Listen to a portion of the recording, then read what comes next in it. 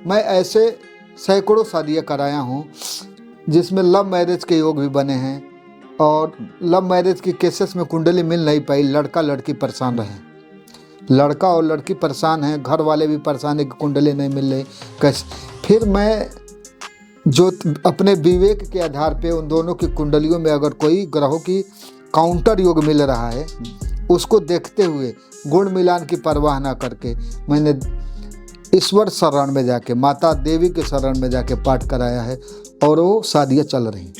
से मैंने जो ज्योतिष पढ़ा है उसमें योनि के 4 नंबर होते हैं 36 गुणों में। 4 में से अगर 4/4 मिलते हैं तो वो 100% कंपेटिबिलिटी है शारीरिक संबंधों की, मतलब पति पत्नी दोनों शारीरिक संबंधों से 100% संतुष्ट होंगे। और 4 में से अगर योनि 0 हो जाए तो इसको एनिमी योनि बोलते हैं, यानी कि पति पत्नी एक दूसरे के शारीरिक संबंधों का जो एक सेटिस्फेक्शन है वो अचीव नहीं कर पाएंगे। बिल्कुल, ये जो आप कह रहे हैं बिल्कुल 100% सही है। मैत्री मिलती है, अगर मैत्री ना मिले, योनि भी ना मिले, तो कंप्रोमाइज नहीं करना चाहिए। अगर मैत्री 5/5 नहीं मिल रही है तो विचार नहीं मिलते, क्योंकि मैत्री तो विचार है ना कि जुपिटर प्रधान व्यक्ति है, बृहस्पति प्रधान व्यक्ति है, तो नैतिक मूल्यों को प्राथमिकता देगा, और उस यानी कि योनि अगर कम भी मिल रही है उसके बावजूद भी नैतिकता की वजह से अपनी शादी को चलाएगा। कुछ स्थिति में हम देखते हैं कि व्यक्ति की विवाह की इच्छा ही नहीं है, ऐसे भी बहुत सारे लोग मिलते हैं उनकी इच्छा ही नहीं है। तो विवाह की इच्छा है या नहीं है, ये नमांश से पता चलता है या ये D1 चार्ट से पता चल जाता है, राशि चार्ट से? विवाह की इच्छा सभी लोगों में होती, अपनी महत्वाकांक्षा के चक्कर में अपने पर्सनल लाइफ को समाप्त कर देते। तो जीवन शक्ति की कमी की वजह से भी लोग विवाह नहीं करते। उनको डर लगता है कि अपना जिम्मेदारी तो पूरी नहीं हो रही है, एक दूसरे की जिम्मेदारी कैसे कर पाऊँ। जितने भी लोग कर्क लगन के हैं उनको जो पार्टनर मिलेगा, स्पाउस मिलेगा, बेसिकली वो एक कार्मिक बंधन ऐसा बनता है कर्क लगन वालों के लिए कि स्पाउस से उनको पीड़ा मिलनी है, लेकिन वो स्पाउस के लिए सब कुछ करेंगे जिंदगी भर, जो कर्क लगन के व्यक्ति हैं। जैसे भगवान श्री राम की भी अगर हम बात करें, कर्क लगन के व्यक्ति थे, उनको भी स्पाउस की तरफ से पीड़ा मिली और उन्होंने स्पाउस के लिए हर चीज़ की।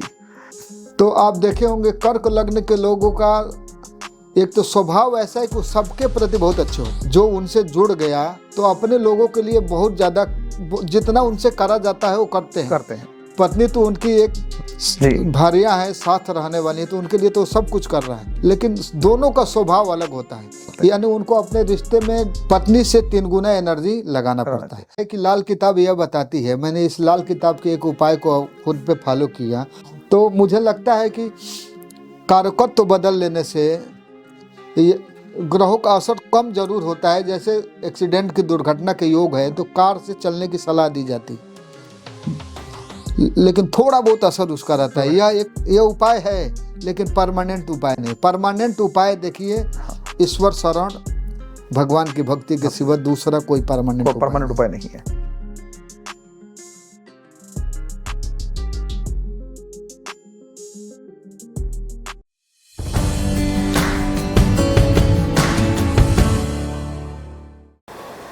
हेलो फ्रेंड्स, आपका इस वीडियो में स्वागत है।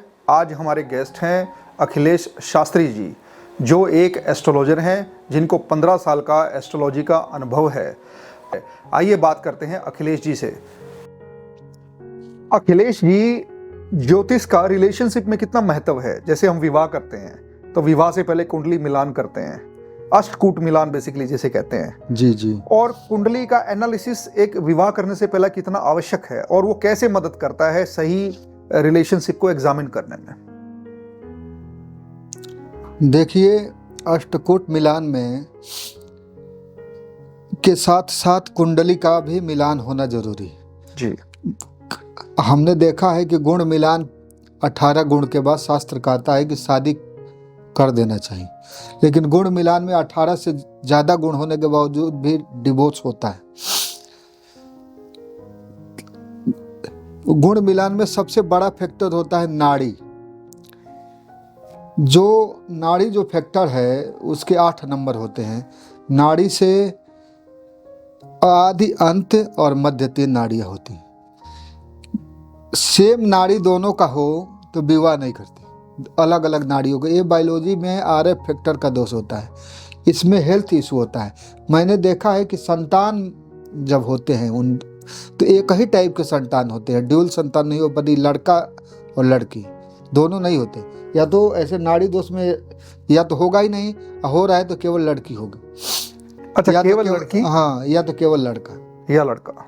अब तक मैंने जो इतनी 50,000 कुंडली देखी है, इसमें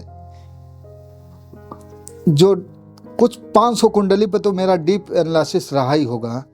तो मैंने ऐसा नहीं देखा जैसे ऐश्वर्या राय और अभिषेक बच्चन की नाड़ी दोष की शादी जी, और उस शादी में देखिए क्या है, अभी तक उनको एक कन्या संतान है। मेरे जानने वाले इसमें भी उपाय किया गया, श्रीधर पाठक जैसे विद्वानों ने उपाय कराया। नाड़ी दोष में एक ही उपाय है, महामृत्युंजय मंत्र का जाप, मंत्र का जाप, यानी सीधा हेल्थ पर इम्पेक्ट करता है। दूसरा मान लीजिए हम मैत्री आते हैं, उस पर 5 नंबर होता है। अगर कोई शुक्र प्रधान राशि, कोई किसी की धनु राशि है, किसी की तुला राशि, तो दोनों के विचार अलग अलग है। यहाँ ग्रह मैत्री क्या करता है, सामंजस्य को दिखाता है। फिर एक आता है बाण। बाण में क्या होता है कि ईगो सिम्टम है।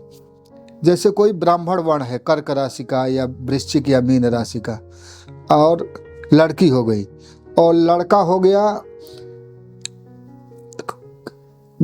वैश्य वर्ण का, मिथुन राशि का हो गया, कन्या राशि का हो गया। तो इसमें क्या होगा कि लड़की डोमिनेट करेगी।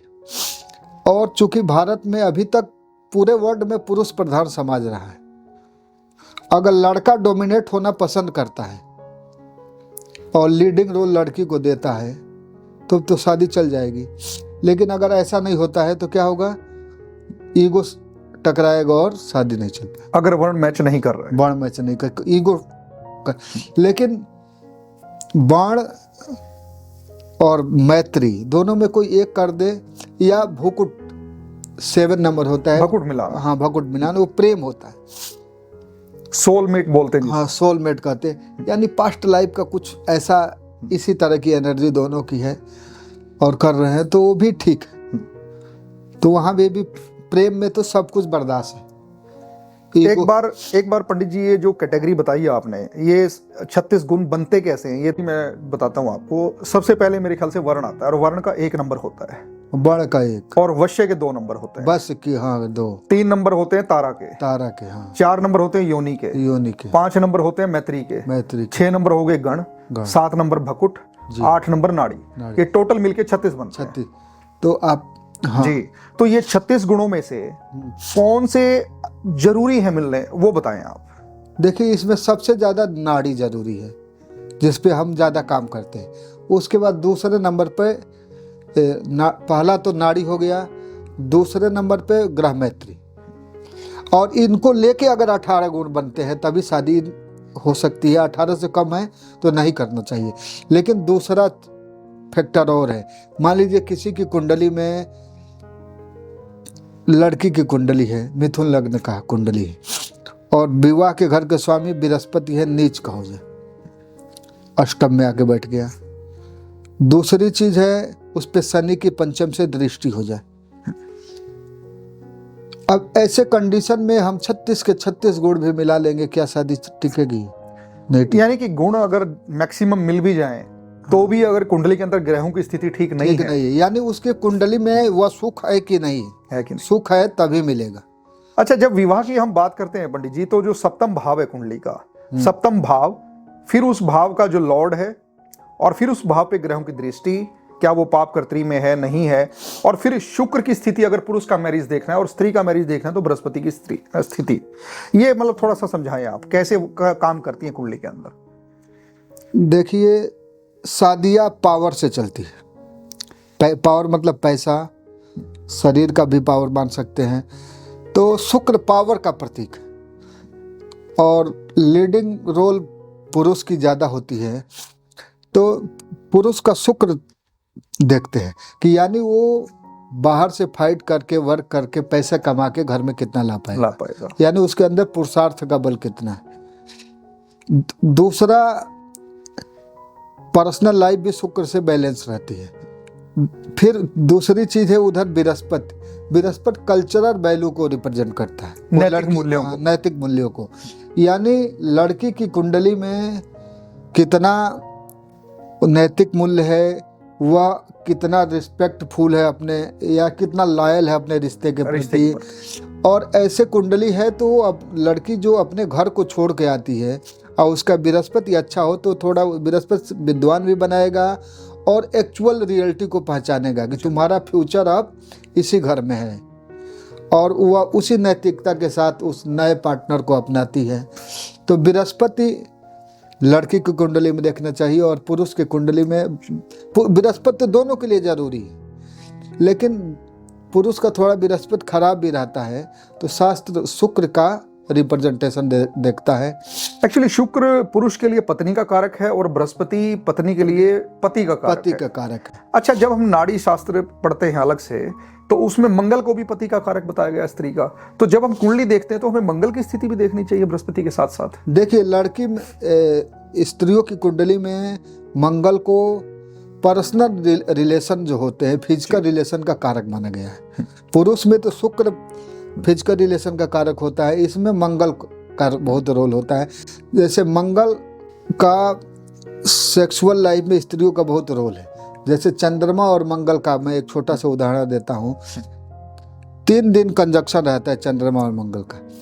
लेडीज लोगों का पीरियड भी आप देखे होंगे जो मंथली है, वो हर महीने 3 दिन कम होके आता है। यानी इस महीने अगर 15 तारीख को आया है तो पिछले महीना 3 दिन स्वस्थ लेडीज हैं तो 3 दिन कम, और ये योग कब बनेगा? 27 दिन में ही बन जाता है, जो नक्षत्रों का चक्र है। यानी कि मंगल एक राशि के अंदर 27 दिन रहता है, ऐसा है? नहीं, 45 दिन 45 दिन रहता है। 45 दिन 27 दिन के अंदर ये योग बनता है। जैसे किसी लेडीज का पीरियड आज इस 15 तारीख को आया है तो अगले महीना वो 12 तारीख को ही आएगा जी। 3 दिन गिर जाता है, क्योंकि चंद्रमा को मंगल से कंजक्शन करने में 27 दिन लगते हैं। यानी 360 डिग्री चंद्रमा 27 दिन में मूव करता है जी जी जी, और 3 दिन उसके साथ रहता है। तो ये पीरियड का जो बेसिक फ्लो ज्यादा होता है वो 3 दिन लेडीज का होता है। अच्छा, मंगल ग्रह ब्लड का कारक है और चंद्रमा ब्लड के फ्लो का कारक है। हाँ, चंद्रमा। और वैसे भी कहा जाता है कि मंगल और चंद्रमा कुंडली में जब कंजक्ट हों और खराब अवस्था में हो तो ब्लड संबंधित समस्याएं रोग होते हैं। तो सबसे ज्यादा चंद्रमा जो है जी, मंगल, इसलिए लेडीज की कुंडली में नाड़ी शास्त्रों में पुरुष की तरह पुरुष का जैसे शुक्र देखते हैं पर्सनल लाइफ में, उसी तरह लेडीज का मंगल देखते हैं। लेकिन कल्चरल वैल्यू में, नैतिक मूल्यों में बृहस्पति देखना चाहिए। हाँ। अच्छा, जब हम ये किसी का निर्धारण करें कि इस व्यक्ति का तो विवाह होगा ही नहीं, जैसे कुछ कुंडलियां होती हैं जिसमें विवाह का योग बनता ही नहीं है, तो उसमें सप्तम भाव की क्या स्थिति होती है? देखिए, सप्तम भाव में मंगल और शनि 2 ऐसे ग्रह हैं, अगर देखते हो तो शनि बहुत विलंब कर देता है और मंगल अलगाव करता है, तोड़ता है। तो मंगल की दृष्टि हो, सप्तमेश नीच का हो, या सूर्य के साथ जाके अस्त हो गया हो, मंगल और शनि 2 पाप ग्रहों की, एक की नहीं 2 की दृष्टि हो, मंगल और सूर्य दोनों 2 हो ऐसा, और सप्तमेश नीच का हो। पर ये जो सेपरेशन की पावर है, ये तो मैंने देखा है कि अगर राहु और शनि, सूर्य, ये और या 12th लॉर्ड, 12वें घर का जो लॉर्ड होता है, उनमें भी सेपरेटिव टेंडेंसीज होती हैं। जब वो किसी घर में बैठ जाते हैं तो उस घर के जो जीवित पक्ष है उससे सेपरेशन दे देते हैं। देखिए, सबसे ज्यादा सेपरेशन हमारा सूर्य का रहता है। तेज अलगाव का सबसे प्रबल कारक ग्रह सूर्य। दूसरे नंबर पे हम केतु को लेंगे, फिर तीसरे पे मंगल को। लेकिन मैरिज लाइफ में सबसे प्रबल कारक मंगल है, सेपरेशन का। नहीं, मंगल मारपीट का भी तो है, वायलेंस मारपीट का है, क्योंकि मंगल अलगाव के साथ साथ व्यक्ति के मन के साथ ईगो से जुड़ा हुआ है। यानी मंगल अलगाव कराएगा तो ईगो प्रॉब्लम कराएगी, राहु अलगाव कराएगा तो चीटिंग कराएगा, शनि अलगाव करा रहा है तो शासन, वहाँ पे शासन हो रहा है, उसके साथ उसको सताया जा रहा है तो अलगाव कराएगा। तो अलग अलग सभी प्लेनेट अपने स्वभाव के अनुसार अलगाव कराते। जैसे कुछ स्थिति में हम देखते हैं कि व्यक्ति की विवाह की इच्छा ही नहीं है, ऐसे भी बहुत सारे लोग मिलते हैं, उनकी इच्छा ही नहीं है। तो विवाह की इच्छा है या नहीं है, ये नमांश से पता चलता है या ये D1 चार्ट से पता चल जाता है, राशि चार्ट से? विवाह की इच्छा सभी लोगों में होती है, विशेषकर एक प्रपज्या नामक राजयोग होता है। सूर्य के साथ अगर 4 ग्रह और साथ में नवमेश भी हो, एक साथ आ जाए, तो ऐसे लोग अपनी महत्वाकांक्षा के चक्कर में अपने पर्सनल लाइफ को समाप्त कर देते हैं। तो एक यह कारण है, इसको संन्यास योग भी करते। कभी कभी वृश्चिक लग्न के लोग रोचक योग की वजह से, अब वो भी बहुत उनके अंदर भी महत्वाकांक्षा होती है, तो वो लोग भी विवाह नहीं करते। तीसरे, शुक्र भी पीड़ित हो जाए, चंद्र भी पीड़ित हो जाए, पावर नहीं है, तो जीवन शक्ति की कमी की वजह से भी लोग विवाह नहीं करते। उनको डर लगता है कि अपना जिम्मेदारी तो पूरी नहीं हो रही है, एक दूसरे की जिम्मेदारी कैसे कर पाऊँ। तो यही 2-3 कारण मैंने देखे हैं, शादी लोग नहीं करते हैं। अच्छा, एक चीज बताइए, जैसे शुक्र के बारे में आपने कहा कि वो पुरुष के पुरुषार्थ को भी रिप्रेजेंट करता है, कि कितना वो भोग पाएगा चीजों को, या कितना वो जोड़ पाएगा चीजों को, जीवन को जीने के लिए जो आवश्यक है। स्त्री की कुंडली में मंगल को देखना चाहिए, पर मैंने कहीं ये भी पढ़ा था कि जो शुक्र है वो चाहे स्त्री की कुंडली में है चाहे पुरुष की कुंडली में है, तो वो पुरुष के प्रति स्त्री का आकर्षण और स्त्री के प्रति पुरुष के आकर्षण को भी रिप्रेजेंट करता है। तो मंगल और शुक्र में आप कैसे इसको कैसे इसको डिफाइन करेंगे? जैसे शुक्र हार्मोन को भी हमारे रिप्रेजेंट करता है, हमारी जो एक दूसरे के प्रति आकर्षण है अपोजिट सेक्स के प्रति, उसमें शुक्र का बहुत बड़ा योगदान है। तो स्त्री की कुंडली में जैसे मंगल का आपने बताया कि मंगल रिलेशनशिप के लिए भी देखा जाता है, तो वो शुक्र क्यों नहीं देखा जाता उसमें? देखिए, शुक्र रिलेशनशिप में जो ब्यूटी है वो लेडीज की तरफ से जो सुंदरता है, तो सुंदरता सभी चीज़ों को प्रभावित करती है। शुक्र तो ऐसे ही नेचुरल आकर्षण देता है। शुक्र खिले हुए फूल हों तो सबको अच्छे लगते हैं, सुंदरता सबको प्यारी लगती है। तो शुक्र तो नेचुरली है, लेकिन व्यक्तिगत कारक के तौर पे अगर देखना हो तो मंगल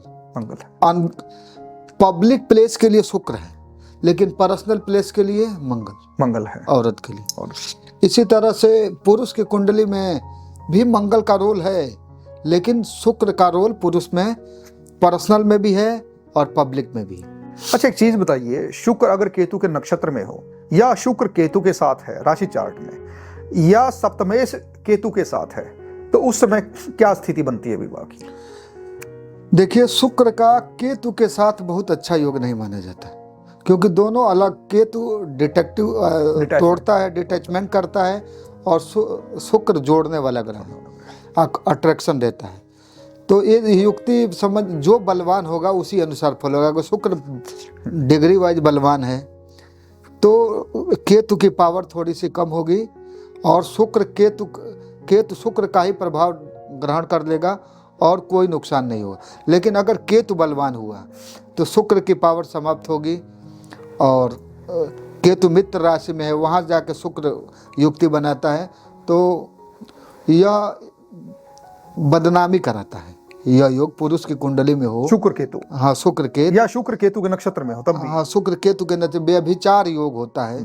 अंधा स्थिति में अपनी हवस को मिटाने के लिए लोग बदनाम होते हैं, ऐसे लोग। पर ये व्यभिचारी योग की जब हम बात करते हैं, शुक्र चाहे राहु के साथ है, शुक्र चाहे केतु के साथ, ये दोनों स्थिति में लागू होता है। देखिए, शुक्र राहु के साथ मैंने देखा है कि शुक्र के रिजल्ट को राहु बढ़ा देता है, जैसे केतु बृहस्पति के रिजल्ट को बढ़ाता है, इसलिए शुक्र राहु के रिजल्ट को बढ़ा देता है। और व्यभिचारी योग ने भोग का योग बन जाता है, यानी वह चीज उसको थोड़ा और ज्यादा मिलेगी, भोग करने के लिए। चूंकि हमारे समाज में वैराग्य का प्रचलन ज्यादा था, त्याग का प्रचलन ज्यादा था, इसलिए उस योगों को आज बुरा माना जाता, कहने सुनने में बुरा माना जाता है। लेकिन कुंडली में मैंने देखा है कि बड़े बड़े लोगों में ये योग बहुत अच्छा काम करता है, शुक्र और राहु। अच्छा, शुक्र केतु में हम ये कह सकते हैं कि व्यक्ति के पास साधन तो बहुत होंगे भोगने के, लेकिन भोग नहीं पाएगा। ऐसा अगर शुक्र बलवान हुआ तो साधन देगा, लेकिन केतु अलगाव कर देता है, केतु अलगाव साधनों से, तो उसको फुर्सत नहीं है, वो अपने कामों में लगा पड़ा है। अब जैसे कहा जाता है कि सप्तम भाव में अगर केतु बैठ जाए अकेला, तो उस स्थिति में या तो जो पत्नी आएगी या जो स्पाउस आएगा वो धार्मिक होना चाहिए, अन्यथा वो भी एक अलगाव दे देता है। देखिए, केतु को कोई भी ग्रह अपने स्वभाव के अनुसार फल देता है। ग्रहों का स्वभाव व्यक्ति की तरह, मनुष्य की तरह रीड करना चाहिए। तो केतु का स्वभाव है मोक्ष, मुक्ति पसंद है शुक्र को, और मुक्ति के लिए साधन क्या है? धर्म।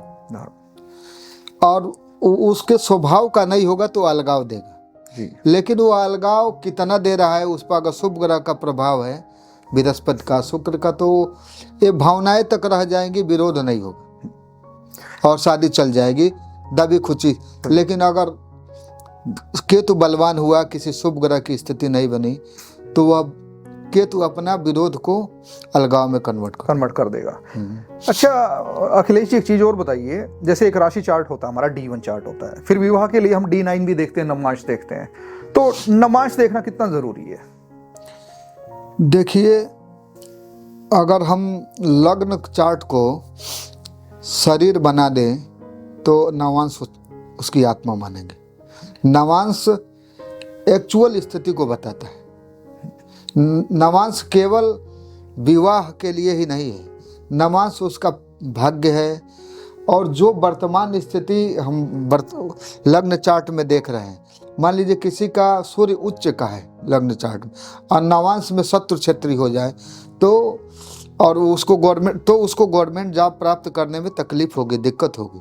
डिसीजन चार्ट है नवांश, फाइनल डिसीजन आप नवांश के आधार पर ही ले सकते हैं, केवल लग्न के आधार पर नहीं। अच्छा एक चीज बताइए, जैसे नवमांश में सप्तम भाव में अगर सूर्य बैठ जाए या राशि चार्ट में सप्तम भाव में सूर्य बैठ जाए तो सूर्य कैसा इंपैक्ट देगा वहां पे?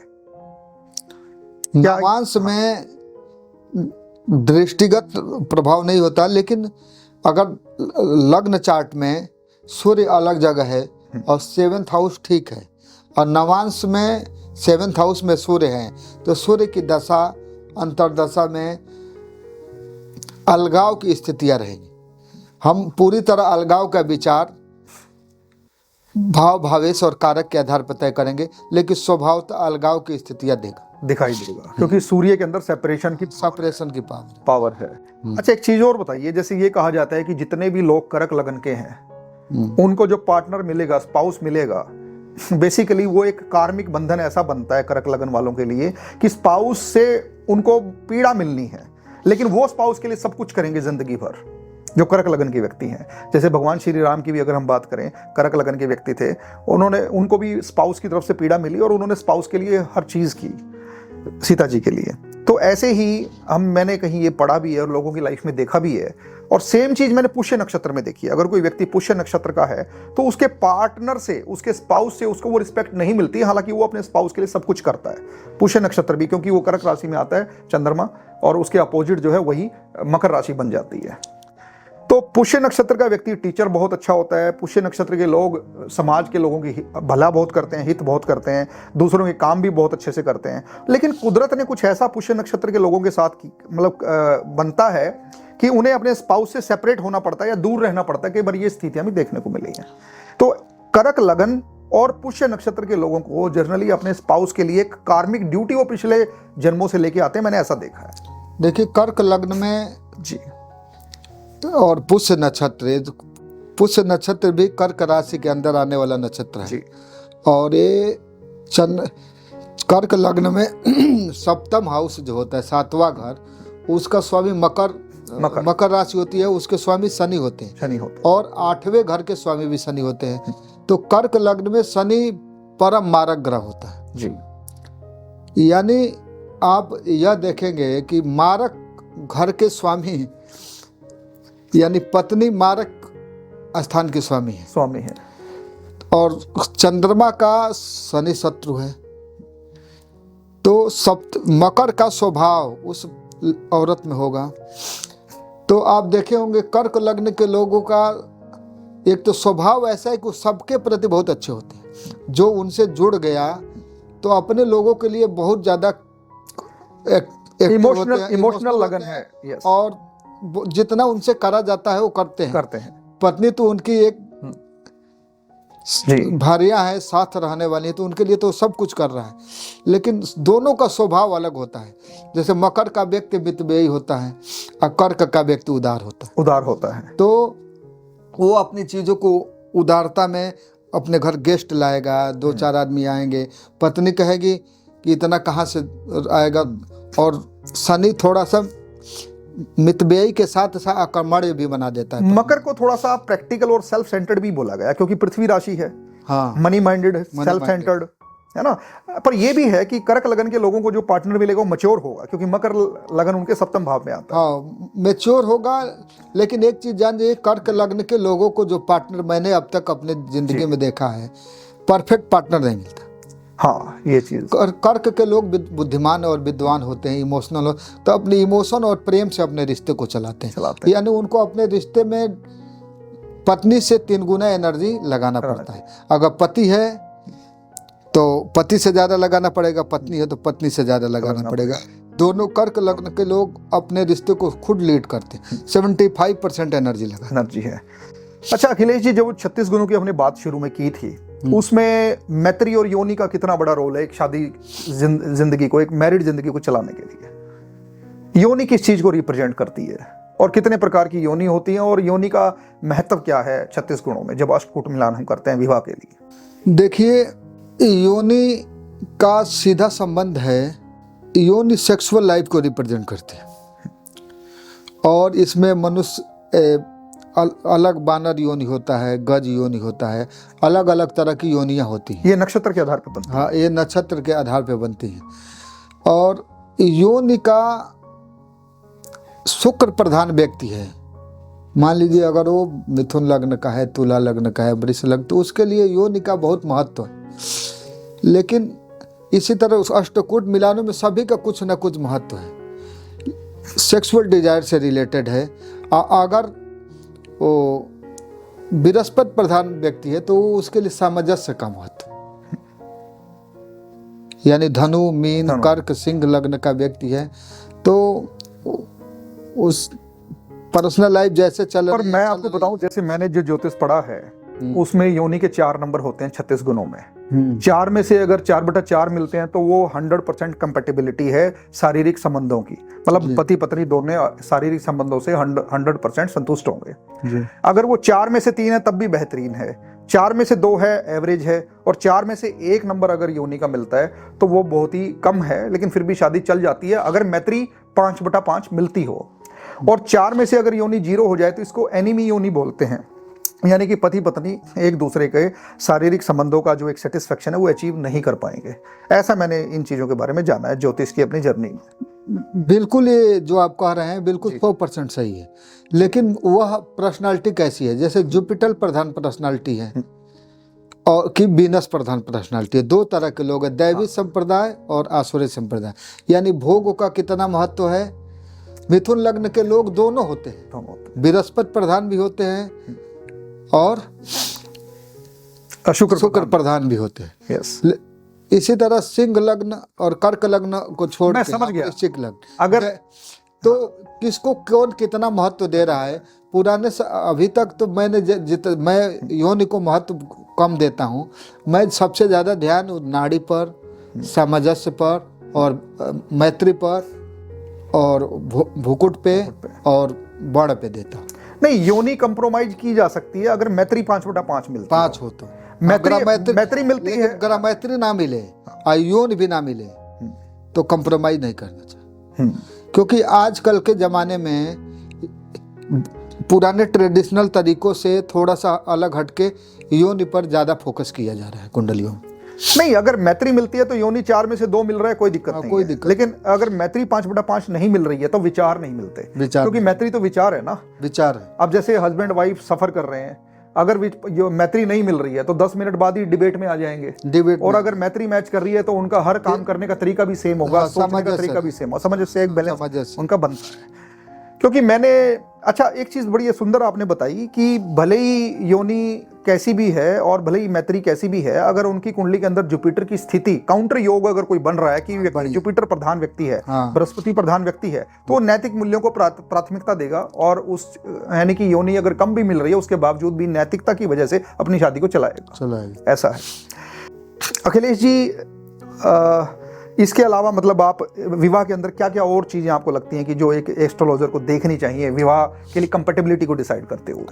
देखिए, विवाह के लिए सबसे पहले गुण मिलान तो देखना ही चाहिए जी। मंगल का भी प्रभाव बहुत ज़्यादा है। लोग कहते हैं कि 22 वर्ष के बाद 28 वर्ष के बाद मंगल का प्रभाव समाप्त हो जाता है, लेकिन मैंने आज तक देखा है कि उसका प्रभाव समाप्त नहीं होता।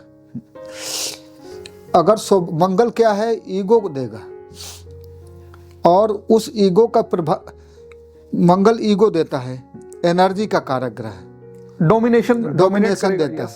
और दूसरी कुंडली में मंगल का प्रभाव और नॉन मांगलिक है तो वो अपनी ईगो से उसको दबाएगा और उसको हैबिट बन जाएगी और करते करते करते करते एक दिन पत्नी टूट जाएगी। तो एक तो मंगल योग को जरूर देखना चाहिए, जैसे एक मांगलिक है, हाँ मांगलिक है कि नहीं, 1 4 7 8 12 तो ये है ही है। इसके बाद मंगल को मांगलिक योग नष्ट होने की कुंडली में बहुत योग है, काउंटर योग कोई ना कोई काउंटर योग बहुत हैं। तो एक तो मंगल को देखना चाहिए, सबसे पहली चीज है मंगल। दूसरा, मैरिज के घर में कोई भी अलगावादी ग्रह है, लड़की की कुंडली में गुण मिलान मिल रहा है तो मैरिज से पहले उसका प्रॉपर शांति कर्म कराना चाहिए। मैंने देखा है कि अष्टक वर्ग में गुण मिलान 14 हो गए। अष्टक वर्ग में सिग्नेचर चार्ट में 18-19 नंबर मैरिज हाउस को मिला। केतु और सूर्य जैसे अलगावादी ग्रह मैरिज हाउस में बैठे हैं, लेकिन अकेला शुक्र शादी चला देता है, क्योंकि उस समय विवाह के समय उसके पास जो पराशर ऋषि ने लिखा है कि उस समय दुर्गा सप्तशी का पाठ कराना चाहिए, सूर्य के गायत्री का जाप कराना चाहिए। तो हम शुक्र को बल देंगे और सूर्य को शांत कर देंगे, तो उसके बाद जब विवाह होगा तो क्या होगा, निश्चित तौर से ईश्वरीय बल मिलेगा उस शादी में और वो शादी चलेगी। विवाह के समय लड़की की तरफ से कत्यानी महामाये महायोगी महेश्वरी नंद गोप सुतम देही पति में कुर्ते नमः दुर्गा सप्तशी का संपूर्ण पाठ 9 पाठ करके 10वें से हवन कर दिया जाए। लड़के की तरफ से पत्नी मनोरमा देही मनोवृतानुसार तारणी दुर्ग संसार से कुलोद्वाम। अगर लड़के की तरफ से इस संपुट को लगा के दुर्गा सप्तशी में और दशांश हवन कर दिया 9 पाठ के बाद 10वां, तो गुण मिलान थोड़ा 19-20 जो भी है कुंडली में दुर्योग कैसे भी हो निश्चित चलेगा। कोई टूटने का, मैं ऐसे सैकड़ों शादियाँ कराया हूँ जिसमें लव मैरिज के योग भी बने हैं और लव मैरिज की केसेस में कुंडली मिल नहीं पाई, लड़का लड़की परेशान रहे, लड़का और लड़की परेशान हैं, घर वाले भी परेशान है कि कुंडली नहीं मिल रही कैसे। फिर मैं जो अपने विवेक के आधार पे उन दोनों की कुंडलियों में अगर कोई ग्रहों की काउंटर योग मिल रहा है उसको देखते हुए गुण मिलान की परवाह ना करके मैंने ईश्वर शरण में जाके माता देवी के शरण में जाके पाठ कराया है और वो शादियाँ चल रही 15 साल 8 साल 7 साल 6 साल, अभी तो कोई दुर्योग ऐसा नहीं है। अच्छा, एक मांगलिक बताया आपने, मंगल कुंडली में कहाँ बैठा हो जिससे मांगलिक दोष बनता, वो एक बार बता दीजिए। देखिए, मंगल एक कुंडली में लगन में बैठा, हाँ, फर्स्ट हाउस में, पहले घर में, चौथे घर में, 7वें 8वें और 12वें इन जगहों पे हो तो मांगलिक योग मांगलिक दोष बनता है। और मंगला लड़का हो या लड़की हो उसकी शादी मंगला से ही करनी चाहिए। एक योग और होता है गुण मिलान में, कुछ लग्नों में जैसे कर्क और सिंह लग्न में मंगल दोष का प्रधानता नहीं ली जाती, क्योंकि मंगल वहाँ योग कारक ग्रह हो जाता है। क्योंकि मंगल वहाँ योग कारक ग्रह हो जाता है। बाकी अन्य जगह पे मिलाना चाहिए मांगलिक दोष। मंगल के लिए मंगला गौरी शांति विधान है, कुंभ विवाह के परंपरा है शास्त्रों में, लेकिन मंगल दोष शांति मैंने देखा है उज्जैन में जैसे मजबूरी पड़ जाए, लड़का मांगलिक है लड़की नान मांगलिक है या लड़की मांगलिक है लड़का नान मांगलिक है, तो ऐसे कंडीशन में शादी अगर हमें करानी पड़े, गुण मिलान ठीक है, काउंटर मंगल को काउंटर करने वाले बृहस्पति शुक्र जैसे ग्रह देख रहे हो, तो उज्जैन महाकाल में एक मंगलनाथ मंदिर है जो कर्क रेखा पर बना हुआ है और उस मंदिर में मसूर की दाल का दान होता है और पूजा होता है। मैंने वहाँ जिन लोगों को भेजा है, मंगल की वजह से मैरिज लाइफ में अगर झगड़ा हो रहा है तो उनकी शादियाँ में झगड़ा शांत हुआ है, या मैरिज से पहले मैंने उन लोगों को वहाँ भेज के या स्वयं ले जाके पूजा पाठ कराया है वहाँ के विधान के अनुसार। वैसे वहाँ यहाँ लोकल किसी पंडित को जाने की जरूरत नहीं, वहाँ वो लोग करा लेते हैं और वहाँ दर्शन मात्र से ही स्वभाव में परिवर्तन आता है और मैं खुद उस स्थान पे 2 बार गया। अच्छा पंडित जी, एक चीज बताइए, जैसे सप्तमेश कुंडली में जो सप्तम का लॉर्ड होता है, 7th लॉर्ड होता है, उसका संबंध अगर षष्ठेश से बने, अष्टमेश से बने या द्वादशेश से बने, तो उस समय मैरिज में क्या दिक्कत आती है? जैसे सप्तमेश छठे में चला जाए, सप्तमेश अष्टम में चला जाए, सप्तमेश 12वें घर में चला जाए, तो वो मैरिज को कैसे प्रभावित करता है? देखिए, 6 शत्रु का, रोग का, परेशानी का घर है। अगर सप्तमेश छठे में चला गया और कोई उसको रोकने के लिए शुभ ग्रह की दृष्टि नहीं, तो षष्ठेश की दशा हो या सप्तमेश की दशा, इन दोनों दशाओं में विवाह में, आपसी संबंधों में कटुता आएगी या लिटिगेशन भी हो सकता है। षष्ठेश में नहीं होगा, अष्टमेश में दुर्घटना के योग होते हैं और मृत्यु के योग होते हैं। 12th में अगर चला गया तो हम कहेंगे कि ये उसकी दशा में शादी टूट जाएगी। 12th हाउस की, या तो 12th हाउस की लॉर्ड की दशा हो या 12th हाउस में सप्तमेश चला गया उसकी दशा हो तो टूट। ये बातें तब भी लागू होंगी जब षष्ठेश सप्तमेश सप्तम में आ जाए, अष्टमेश सप्तम में आ जाए, या द्वादशेश। अगर परिवर्तन संबंध है तो विपरीत राजयोग हो जाएगा। अच्छा, अगर परिवर्तन संबंध नहीं है तो वही स्थितियां बनेगी। वही स्थितियां बने।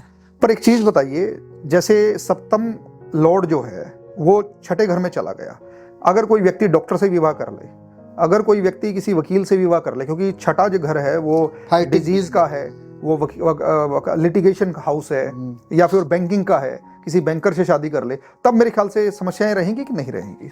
देखिए, यह समस्या नहीं रहेगी। यह लाल किताब का एक बड़ा अच्छा उपाय है। और इससे क्या है कि लाल किताब यह बताती है, मैंने इस लाल किताब के एक उपाय को खुद पे फॉलो किया।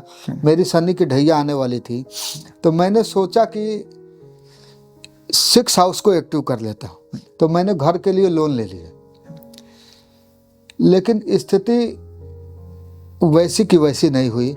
लोन ले लिया, मुझे कोई कष्ट तकलीफ नहीं हुआ, लेकिन मेरे घर कुछ डिशेस हुए, कुछ परेशानियां हुई और मेरे कर्ज बाद में कुछ और बढ़ गए और मुझे कुछ भारी नुकसान हुआ। तो मुझे लगता है कि कारकत्व तो बदल लेने से ये ग्रहों का असर कम जरूर होता है। जैसे एक्सीडेंट की, दुर्घटना के योग है तो कार से चलने की सलाह दी जाती,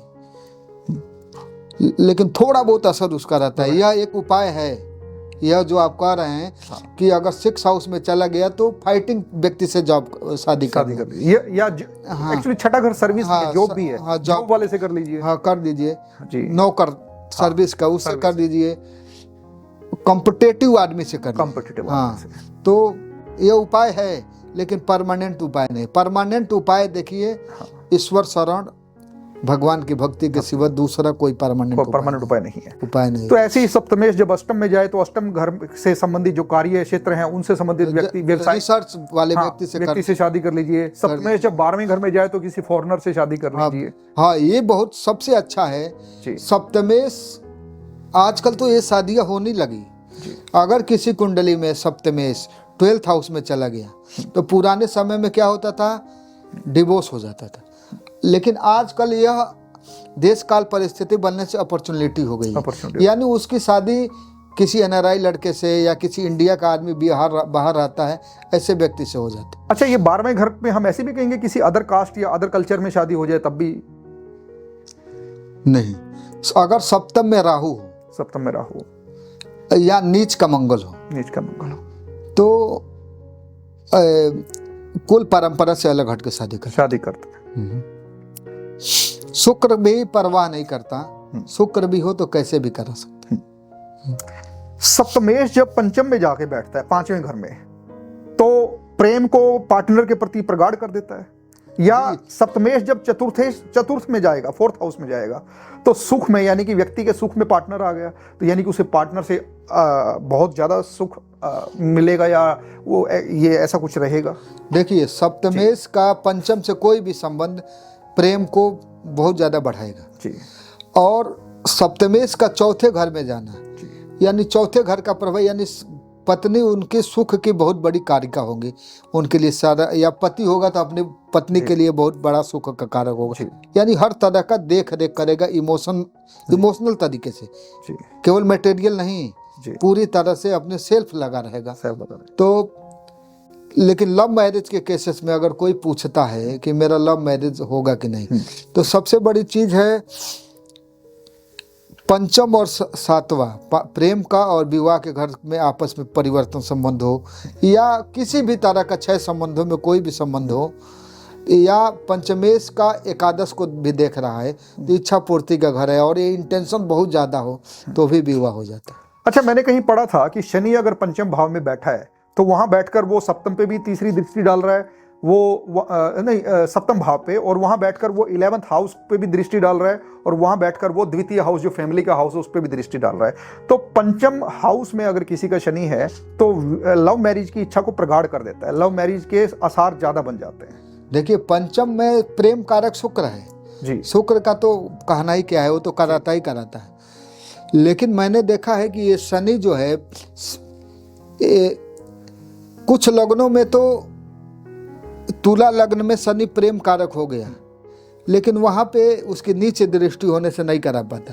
सबसे ज्यादा योग सफल होता है सिंह लग्न में। सिंह लग्न में, हाँ। सिंह लग्न में अगर पंचम भाव में शनि आ जाए, कर्क लग्न में बहुत ज्यादा काम करता है और निश्चित लव मैरिज होता है। अच्छा, यदि कर्क लगन और सिंह लगन में पंचम में अगर शनि बैठा है, पांचवें में तो लव मैरिज होने के और सबसे बड़ी चीज है उसमें लव मैरिज जो होती है प्रेम की वजह से नहीं होती, उसमें फायदा देखा जाता है, यानी उसमें फायदा देखकर ही प्रेम किया जाता है। मैंने ये भी देखा है रिश्तों में, क्योंकि शनि पूरी तरह से इमोशन नहीं, प्रैक्टिकल प्लेनेट है। मैंने एक आदमी को मैं खुद ऐसे जानता हूँ जिसका सिंह लग्न है और सप्तमेश पंचम में है। ऐसे 2 और लोगों को जानता हूँ जिसका सप्तमेश पंचम में है और शादी हुआ है। तुला लग्न में योग थोड़ा सा कमजोर पड़ जाता है, बाकी अन्य लग्नों में योग बहुत बढ़िया काम करता है। बहुत बढ़िया काम। इच्छा शक्ति अच्छी हो तो निश्चित शनि शादी करा देते हैं, प्रेम कारक न होते हुए भी करा देता है। अच्छा, एक चीज बताइए, छठे घर का मालिक या 8वें घर का मालिक अगर लगन में चला जाए और वहां से सप्तम पे दृष्टि डाले तो क्या वो छठे और 8वें घर के प्रभाव सप्तम पे आ जाएंगे? छठे का स्वामी अगर लगन में बैठ जाए, जैसे मिथुन लगन की कुंडली है, छठे का स्वामी मंगल है, मंगल लगन में आ गया, शुभ ग्रह है। अब वहां पे हम लोग छठे का भागवत एक सिद्धांत होता है, लेकिन वहां हम कौन सा ग्रह है, किस तरह, क्रूर ग्रह है तो क्रूर फल बोलेंगे और शुभ ग्रह है तो शुभ फल बोलेंगे। नहीं, पर अगर षष्ठेश का भी प्रभाव लेकर आएगा, अधिष्ठित जगह का प्रभाव, अधिष्ठित राशि का प्रभाव ग्रह के पास हमेशा रहेगा, जहाँ का वो स्वामी जी। अच्छा, जब हम किसी मैरिज या रिश्ते को देखते हैं पति पत्नी के कि कैसा रहेगा इनका मैरिज का जीवन, क्वालिटी ऑफ मैरिड लाइफ कैसी रहेगी, तो सप्तम भाव से जो अगले वाला भाव है, यानी कि जो लगन से अष्टम है, उसे भी देखा जाता है। देखिए, मैरिज को प्रभावित करने वाले जितने लोग हैं उनको देखना चाहिए। एक तो ससुराल, बिना शादी हुई है तो ससुराल होगा, यानी उनका इंटरफेरेंस बहुत ज्यादा है तो उनका देखना चाहिए। यानी अष्टमेश अगर सप्तम में आके बैठ जाए तो ससुराल का इंटरफेरेंस मैरिज में बढ़ेगा। फिर दूसरा, मैरिज का सीधा संबंध सासू माता से बहुत होती है, वो 10वां घर हो गया लगन से, तो 10 लग्न से 10वां वहां भी देखना चाहिए। फिर इस तरह के जो भी मैरिज को प्रभावित करने वाले ह्यूमन रिश्ते हैं उन सबको देखना चाहिए। और दूसरा चीज भाव, भावेश और कारक, इन तीनों की स्थिति देखना चाहिए। फिर ये तो गुण मिलान के बाद की बात है। गुण मिलान अब यहाँ भूल जाना चाहिए। अब यहाँ तो बस गुण मिलान ना देख के भाव, भावेश और कारक देखना चाहिए। और स्थिति अगर बलाबल कम है, कमजोर कंडीशन आ रही है तो उसको उपाय करना चाहिए, और नहीं अच्छी है तो उसको और मजबूत। अच्छा अखिलेश जी, एक चीज मैंने पढ़ी थी, जब आप विवाह के बारे में देखते हैं तो जो 7 नंबर राशि है, तुला राशि है, कहीं भी चार्ट में है, उसमें कैसे ग्रह बैठे हैं वो भी अपना एक रोल अदा करते हैं। हाँ, 7वां घर राशि है, काल पुरुष की कुंडली में तुला राशि 7वें घर को मिली है, तो 7वें घर किसका, पार्टनर का कारक होता है, तो शुक्र 7वें का स्वामी होता है, तो उसका भी रोल होता है। पर एक चीज मैं यहाँ पे कहना चाहूंगा, मान लीजिए किसी व्यक्ति का शनि उच्च का है, एक्सोल्टेड है, तो वो तो तुला में ही जाके एक्सोल्ट होता है शनि, तो इसका मतलब है शनि एक सेपरेटिव टेंडेंसी वाला ग्रह है, या शनि जी शनि सप्रेसिव टेंडेंसी नहीं, डिसिप्लिन का, रिस्पॉन्सिबिलिटी का। कोई उसको शनि के पोजीशन को अगर उसका मून कमजोर हुआ तभी उसकी मैरिज टूटेगी। शनि मैरिज हाउस में रह के भी मैरिज को नहीं तोड़ता जी, देर कर देगा मैरिज कराने में। शनि तो केंद्र में आते ही मैरिज, समझ जाइए आज के जमाने में 30 साल लगा देगा। कितने भी अच्छा केंद्र में चौथे सातवें 10वें घर हाँ, में लगन में बैठ जाए शनि तो लेट कराता है। आज के जमाने में 30 साल कम से कम लगा देगा। अगर विवाह के घर में बैठ गया तो 35-36 साल लगा देगा। पर मैंने एक चीज और देखी अखिलेश जी, जो तीसरा भाव है लगन से मैरिज में वो भी इम्पैक्ट डालता है, क्योंकि वो 7वें से 9वां है।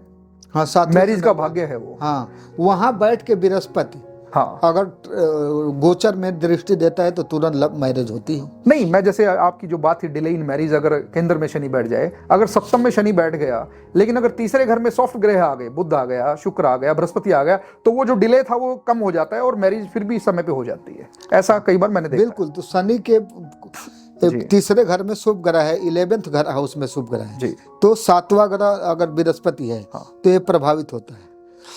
और तीसरे घर में और 11वें घर में जो शुभ ग्रह है, बिना केंद्राधिपति दोष से ग्रसित ग्रह है बृहस्पति। और ये शुभ ग्रह मतलब केवल बृहस्पति मानिए, वहां से बृहस्पति तीसरे और 11वें से देख सकता है। अच्छा अखिलेश जी, मुझे जो सबसे ज्यादा कॉम्प्लिकेटेड हाउस लगा ना पूरी कुंडली में समझने के लिए, वो लगा तीसरा भाव। तीसरा भाव कभी तो हम बोलते हैं सबकॉन्शियस माइंड है व्यक्ति का। अब सबकॉन्शियस माइंड क्या होता है, जैसे आप टीवी पे कोई चैनल देख रहे हैं, अब जो आप चैनल देख रहे हैं बैकग्राउंड में हजारों चैनल और हैं, तो ऐसे ही हमारा जो सबकॉन्शियस माइंड है उसमें बहुत सारी चीजें चलती रहती हैं, इवन प्रारब्ध से आई हुई सारी की सारी मेमोरी हम कह सकते हैं। तो तीसरा भाव के बारे में मतलब थोड़ा सा समझाने का प्रयास करेंगे कि तीसरा भाव, अगर इसको थोड़ा सा गहराई से आप बता पाए। देखिए, तीसरा घर जो होता है कुंडली में हमारे विल पावर, पराक्रम और हमारी कनेक्टिविटी का होता है। तो हम बाहर की कनेक्टिविटी को तो जान पाते हैं जी, लेकिन जो हमारी मेमोरी में कनेक्टिविटी, जो आप बोल रहे थे सबकॉन्शियस माइंड, तो हमारी मेमोरी में जो कनेक्टिविटी है उसका भी घर होता है तीसरा। जैसे 8वां घर भी मेमोरी को होता है, तो अष्टम से 8वां तीसरा। एक ऐसी मेमोरी, एक ऐसा बल आपका, जैसे हनुमान जी को अपना बल ही भूल गया था, वो कहाँ था, वो तीसरे घर में बैठा हुआ था वो बल। तो वहाँ पे उसको प्रेशर से तीसरे घर को एक्टिव करके अपनी सामर्थ्य को विकसित करके जगाना पड़ता है। तो तीसरा घर जो है किसी भी तरह की कनेक्टिविटी का, किसी भी तरह के संपर्क का ये होता है। दूसरा, तीसरा घर आयु का भी होता है, क्योंकि अष्टम से अष्टम है, यानी द्वितीय सेकंड हाउस, तीसरे से 12वां, और यहाँ 7th हाउस आयु को छेड़ करते, दूसरे की महादशा और 7वें की अंतर्दशा, या 7वें की महादशा या दूसरे की अंतर्दशा। तो तीसरा घर ब्रेन का होता है, लेकिन वो तीसरे घर में जो ब्रेन से संबंधित चीज़ें हैं, जो मेमोरी का पार्ट है, वहाँ तक लोग जी नहीं पाते। तीसरे को केवल फिजिकल पराक्रम से जोड़ते हैं, लेकिन तीसरा घर योग अभ्यास करने वाला, रेगुलर पूजा पाठ, नाम जप करने वाला व्यक्ति तीसरे को जोड़ पाता है और अपनी आइडेंटिटी को बड़ा करता है, अपनी कनेक्टिविटी को बढ़ाता है। और सुपर सक्सेस के लिए वो अगर तीसरे में राहु, इसीलिए बहुत ज़्यादा अच्छा होता है, क्योंकि राहु इन्फॉर्मेशन का कारक है, कनेक्टिविटी का कारक है, दुनिया भर की इन्फॉर्मेशन ला देता है उसको, वही उसका पराक्रम हो जाता है। अच्छा, सप्तमेश जब तीसरे घर में जाके बैठता है तो वो भाग्य भाव भी, क्योंकि तीसरे से सप्तमेश है, वो तीसरे घर का जो ग्रह है या सप्तमेश जब तीसरे घर में गया वो भाग्य को भी देखता है, तो यानी विवाह के बाद भाग्य एक्टिवेट हो जाएगा, निश्चित हो जाएगा। सप्तमेश जब तीसरे घर में जाएगा तो पराक्रम से मैरिज होगी। विवाह के घर भाग्य को देखेगा, तीसरे में अगर सप्तमेश तीसरे में है तो विवाह के घर को 7वीं दृष्टि से देखे, भाग्य के घर को देखेगा, और यहाँ पे भाग्य में वृद्धि होगी। अगर सप्तमेश भाग्य में भी चला गया या तीसरे में चला गया तो विवाह के पति या पत्नी के आने के बाद उसका भाग्योदय होगा। एक चीज बताइए, जैसे सप्तमेश जब तीसरे घर में जाएगा तो यानी कि विवाह संघर्ष के बाद होगा, ऐसा कह सकते हैं? नहीं, पास में होगा। पास में होगा, हाँ। तीसरा घर नहीं, विवाह करने में संघर्ष नहीं होगा मतलब, या होगा? नहीं, वो तो उसकी शुभ और अशुभ स्थिति पर है, वहां पे ग्रह कारकत्व तो कहानी नहीं करते, शुभ और अशुभ, तीसरा कितना शुभ है या कितना अशुभ है। अच्छा, एक चीज बताइए जी, तीसरे में अगर चला गया तो आप कह सकते हो कि बहुत पास में मैरिज हो। अच्छा, एक चीज बताइए, तीसरा अगर हमारा सबकॉन्शियस माइंड है, यानी कि हमारे एक माइंड के बैकग्राउंड में क्या चलता है, तीसरे घर में जो ग्रह बैठा है वो हमारी सबकॉन्शियस माइंड में उसके कारक तत्व आएंगे। जैसे तीसरे घर में मंगल बैठा है तो व्यक्ति को एक्शन ओरिएंटेड मूवी अच्छी लगती है, हाँ। उसकी राइटिंग एक्शन ओरिएंटेड हो जाती है, खराब राइटिंग हो जाती है, क्योंकि तीसरा घर राइटिंग का भी है, वे ऑफ कम्युनिकेशन भी, हाउ टू कम्युनिकेट का भी है। तीसरा घर मैंने देखा है कि अगर तीसरे घर में मंगल है तो बच्चे को वायलेंस वाले या एक्शन वाले खिलौनों से खेलना पसंद होता है, बंदूक हो गई जैसे। आठवां और तीसरा प्रारब्ध का घर, प्रारब्ध का घर, हाँ, गहरा कुआं है। गहरा तीसरे में क्या है और आठवें में क्या है, हाँ। ये जितना अभ्यास किया जाए उतना। तो ये भी कहा जा सकता है तीसरे घर में अगर शुक्र बैठा है तो व्यक्ति का भोग विलास सबकॉन्शियस माइंड में रहेगा। और तीसरे में शुक्र भोग विलास की बहुत ज्यादा, और तीसरे का शुक्र तो थोड़ा सा अप्राकृतिक भी होता है तीसरे का, क्योंकि तीसरा भाव को मैथुन का भाव भी बोला गया। हाँ, मैथुन का भाव बोला, अट्रैक्शन का भाव बोला, अट्रैक्शन का भाव बोला। यानी कि तीसरे घर में जो ग्रह है व्यक्ति उन चीजों से अट्रैक्ट होगा। बिल्कुल तीसरा तो उसकी विल पावर है, विल पावर, तो अपने विल पावर से अट्रैक्ट होगा, उसको जल्दी छोड़ना नहीं पसंद करेगा। ये तीसरा हाउस है। अखिलेश जी, आपसे मिलकर बहुत अच्छा लगा, बहुत अच्छा संवाद, एक डिस्कशन आपके साथ हुआ। आप हमारे YouTube स्टूडियो में आए, आपका बहुत बहुत धन्यवाद। जी, नमस्कार।